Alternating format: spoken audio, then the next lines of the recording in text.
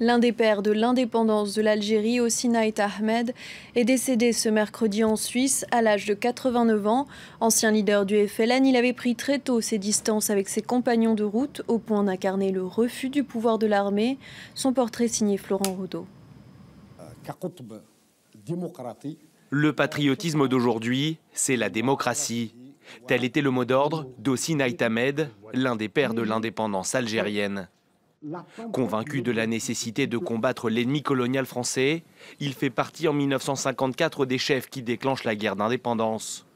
La fin du conflit en 1962 marque le début d'un autre combat pour lui. Désormais, ce sont le pouvoir et les militaires qui concentrent ses critiques.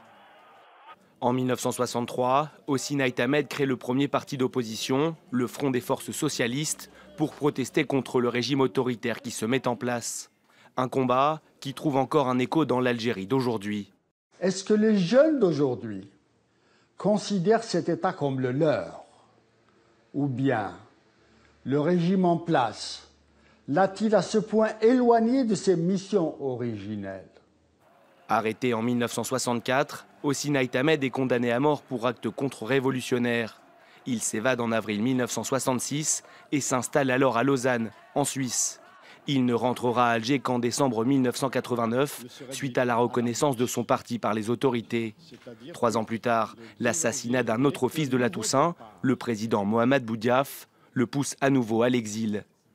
Hosni Ait Ahmed revient une nouvelle fois en Algérie en 1999 pour participer à l'élection présidentielle, sous les couleurs du FFS. Mais la veille de l'élection, il retire sa candidature pour dénoncer la fraude annoncée en faveur du candidat du régime, l'actuel chef de l'État, Abdelaziz Bouteflika. Affaibli depuis 2012, il s'est éteint ce mercredi à Lausanne des suites d'une longue maladie à l'âge de 89 ans.